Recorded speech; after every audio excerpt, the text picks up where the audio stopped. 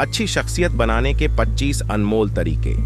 आधे सच से दूरी बनाए रखें। अधूरे या गलत रूप में प्रस्तुत किए गए सच से हमें हमेशा सतर्क रहना चाहिए। एक नाविक 3 साल से एक ही जहाज पर सेवा कर रहा था।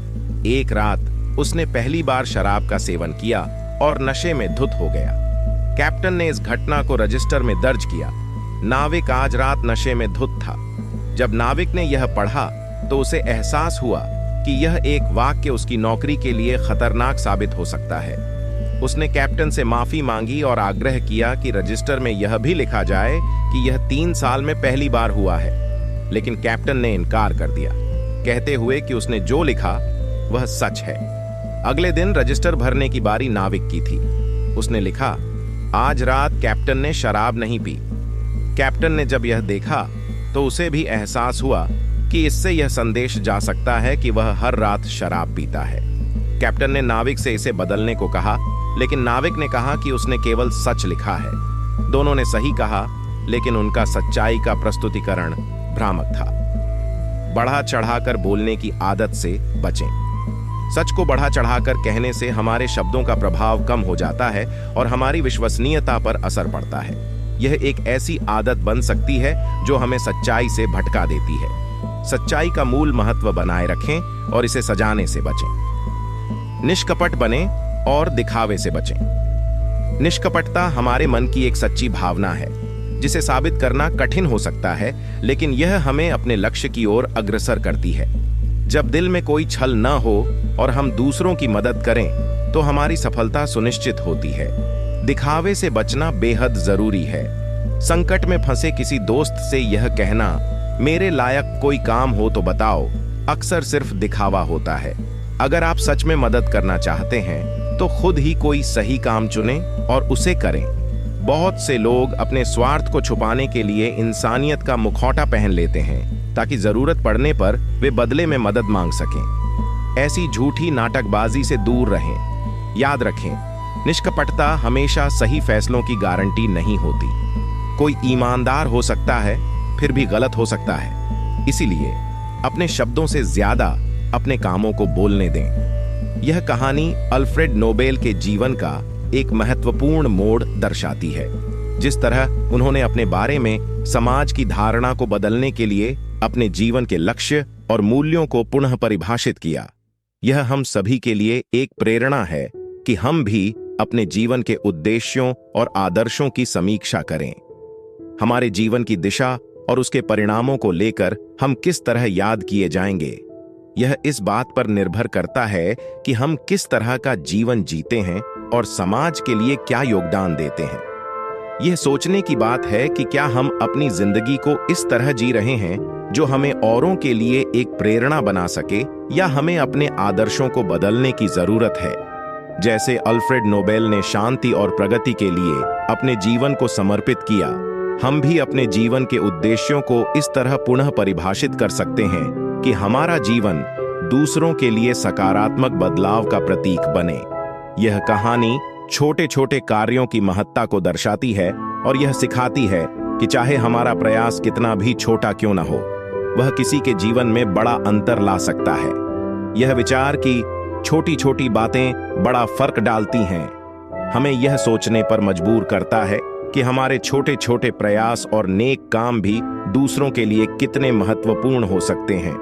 जो व्यक्ति तट पर स्टार मछलियों को पानी में वापस फेंक रहा था, उसने यह दिखाया कि हर छोटी सी कार्रवाई का महत्व होता है, खासकर उस मछली के लिए जिसे उसने बचाया। भले ही वह सैकड़ों मछलियों को न बचा सके, लेकिन उसके इस छोटे से प्रयास से वह कुछ मछलियों की जिंदगी बचा सका, और यह खुद में एक बहुत बड़ा फर्क है। इसी प्रकार हमारे जीवन के छोटे छोटे कार्य भी हमारे आसपास के लोगों के जीवन में बड़ा परिवर्तन ला सकते हैं। यह जरूरी नहीं कि हम हर समस्या का समाधान करें या हर व्यक्ति की मदद कर पाएं, लेकिन हमारे द्वारा किए गए छोटे प्रयास भी दूसरों के जीवन में सकारात्मक प्रभाव डाल सकते हैं। जब हम इस बात पर विचार करते हैं कि हमारा जीवन बचाने लायक है या नहीं, तो हमें यह समझना चाहिए कि जीवन की असली कीमत दूसरों के जीवन में किए गए हमारे योगदान और मदद से मापी जाती है। इस अंश में रिश्तों में वचनबद्धता और उसके महत्व पर प्रकाश डाला गया है। रिश्ते किसी भी समाज की बुनियादी इकाइयां होती हैं और ये तभी मजबूत होते हैं जब इनमें विश्वास और वचनबद्धता हो। हर रिश्ता, चाहे वह माता पिता और बच्चों का हो, पति पत्नी का हो, गुरु शिष्य का हो या फिर विक्रेता और ग्राहक का, भरोसे की नींव पर ही टिका होता है।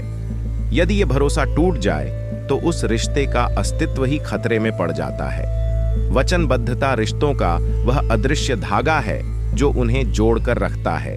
यह धागा इतना मजबूत होता है कि उसकी ताकत पर किसी भी रिश्ते की स्थिरता निर्भर करती है।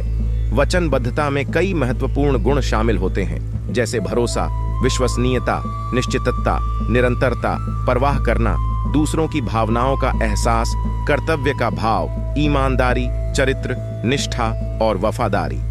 इन सभी गुणों का मिलाजुला प्रभाव ही वचनबद्धता को मजबूत बनाता है। अगर इनमें से एक भी गुण की कमी हो तो वचनबद्धता कमजोर हो जाती है और इससे रिश्तों में दरार आ सकती है। वचन देना केवल एक वादा करना नहीं होता, बल्कि यह कहने का प्रतीक है कि तुम मुझ पर हर हाल में भरोसा कर सकते हो और जब भी तुम्हें मेरी जरूरत होगी मैं तुम्हारे साथ होऊंगा। इस प्रकार वचनबद्धता रिश्तों को मजबूत और स्थिर बनाए रखती है। जब लोग वादों को निभाते हैं तो यह उनकी ईमानदारी, चरित्र और निष्ठा को दर्शाता है, जिससे रिश्ते और गहरे और मजबूत बनते हैं। इसलिए वचनबद्धता का महत्व समझना और उसे निभाना हर व्यक्ति के लिए जरूरी है, ताकि उसके रिश्ते मजबूत और स्थिर बने रहें। इस अंश में जीवन में वचनबद्धता, कमिटमेंट के महत्व और उसके बिना जीवन की अस्थिरता पर प्रकाश डाला गया है। यह बताता है कि हमारी जीवन की सफलता और संतुष्टि हमारे जीवन मूल्यों और वचनबद्धता पर आधारित होती है। जिस व्यक्ति ने डूबते हुए लड़के की जान बचाई, उसने एक बहुत ही महत्वपूर्ण संदेश दिया, इस बात को साबित करना कि तुम्हारी जिंदगी बचाने लायक थी। यह संदेश इस बात की ओर इशारा करता है कि जीवन की सच्ची कीमत हमारे द्वारा किए गए कार्यों और हमारी प्रतिबद्धता से मापी जाती है।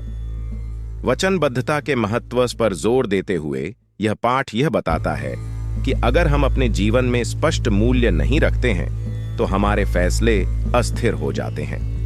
वचनबद्धता के बिना, चाहे वह व्यक्तिगत हो या व्यावसायिक, किसी भी रिश्ते का टिके रहना मुश्किल होता है।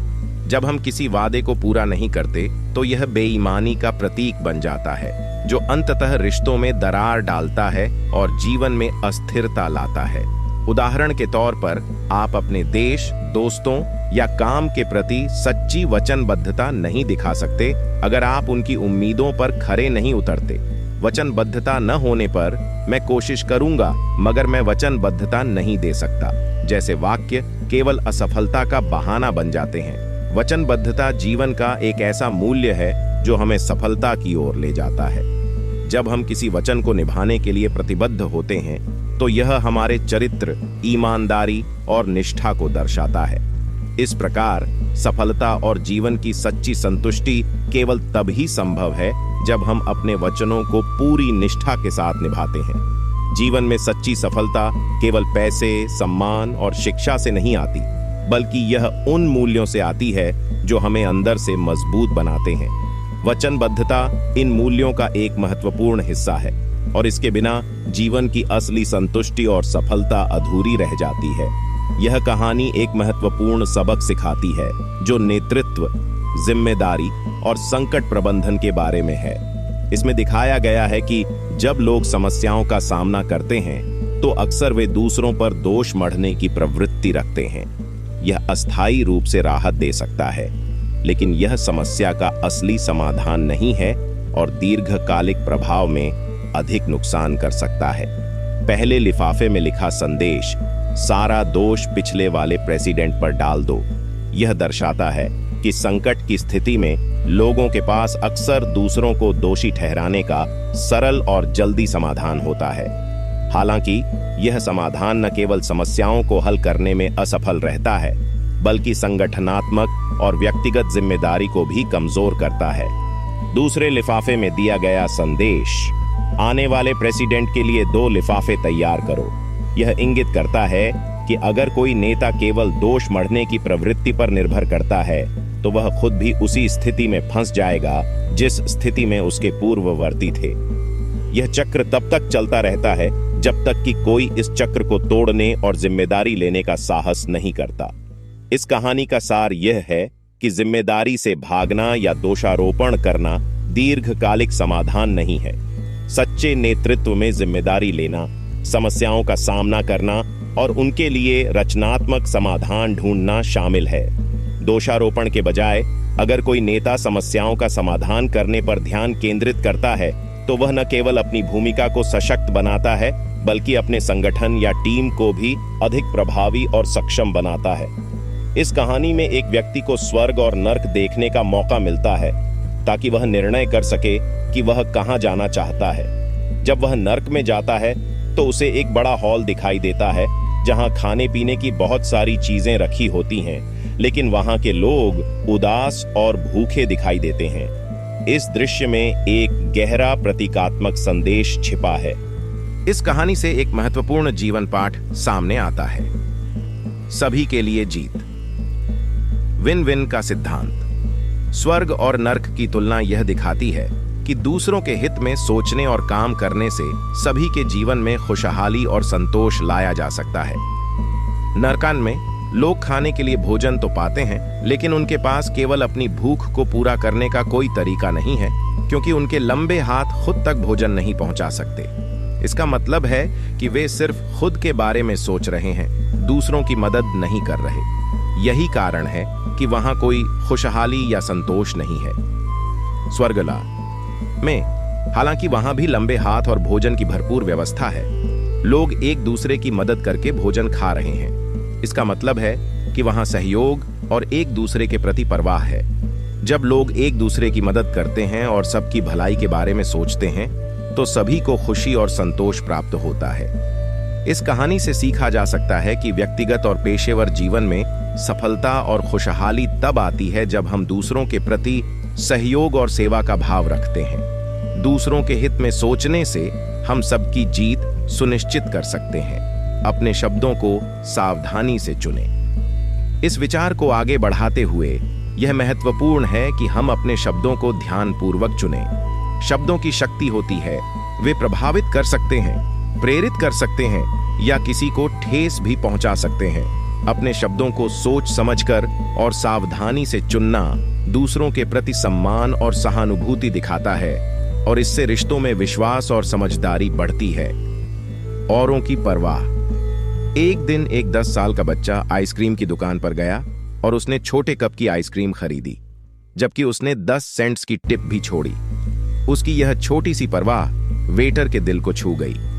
इस कहानी से हमें सीख मिलती है कि यदि हम सभी दूसरों की परवाह और संवेदनशीलता के साथ व्यवहार करें तो दुनिया एक बेहतर जगह बन सकती है।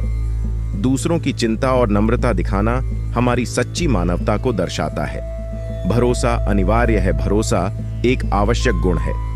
अगर किसी व्यक्ति में सभी खूबियां हों लेकिन वह भरोसेमंद न हो तो हम उसे अपनी टीम में शामिल नहीं करना चाहेंगे। भरोसेमंद होना टीम का अभिन्न हिस्सा है जो रिश्तों और कामकाज में स्थिरता लाता है। मुझे यकीन था कि तुम जरूर आओगे। I knew you would come. दो बचपन के दोस्त हैरी और बिल एक ही यूनिट में थे और युद्ध के दौरान एक रात उनके चारों ओर गोलियां चल रही थीं। अचानक बिल की आवाज अंधेरे से आई, हैरी इधर आओ, मेरी मदद करो।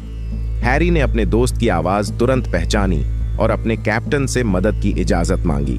कैप्टन ने मना कर दिया, लेकिन हैरी ने बिना हिचकिचाहट के अपनी जिम्मेदारी निभाई। इस उदाहरण से स्पष्ट होता है कि सच्चा भरोसा और दोस्ती न केवल शब्दों में बल्कि कर्मों में भी दिखाना चाहिए। भरोसा और दोस्ती का महत्व।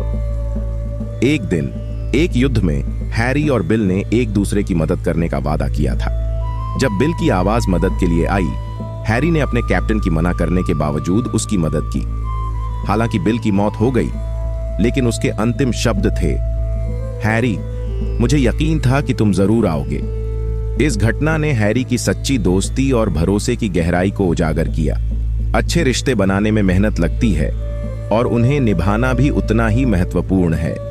मन में मैल न रखें। भूलने और माफ करने की शक्ति का महत्व समझें। जब हम किसी को माफ नहीं करते तो हम अपने ही जीवन में दरवाजे बंद कर लेते हैं। यह न केवल हमारे रिश्तों को नुकसान पहुंचाता है, बल्कि भविष्य में हमारे लिए भी समस्याएं पैदा कर सकता है। माफ करना कठिन हो सकता है, लेकिन यह हमारी स्वतंत्रता और शांति के लिए आवश्यक है। ईमानदारी और भरोसा।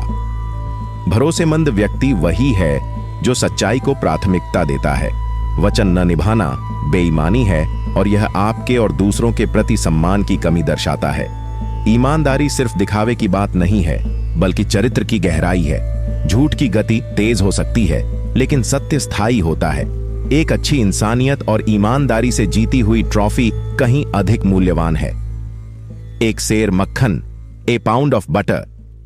एक किसान ने एक बेकर को रोज एक सेर मक्खन बेचा। जब बेकर ने देखा कि मक्खन कम है, तो उसने किसान को अदालत में खड़ा कर दिया। जज ने किसान से पूछा कि उसने तौलने के लिए किस बाट का इस्तेमाल किया। किसान ने कहा कि वह खुद भी एक सेर ब्रेड खरीदता है और उसी ब्रेड को तौलने का माप बनाता है। किसान ने यह दिखाया कि जीवन में हमें वही मिलता है जो हम दूसरों को देते हैं। इसी तरह ईमानदारी और सही व्यवहार से ही अच्छे परिणाम मिलते हैं। द्वेष से खुद को नुकसान होता है। जब हम मन में वैर और द्वेष रखते हैं तो सबसे अधिक नुकसान खुद को ही पहुंचाते हैं। जिम और जेरी जो बचपन के दोस्त थे, 25 साल तक एक दूसरे से नहीं बोले। जब जेरी मृत्युशैया पर था, उसने जिम से माफी मांगी और पुरानी बातों को भुलाने की कोशिश की। दोनों ने मिलकर बिताए समय की अहमियत को समझा, लेकिन जेरी ने चेतावनी दी कि यदि वह ठीक हुआ तो माफी स्वीकार नहीं की जाएगी। यह कहानी दर्शाती है कि द्वेष रखना जीवन को संकुचित और दर्दनाक बना सकता है। लानत है, मुझ पर द्वेष और बार बार धोखा खाना दोनों ही गलत हैं।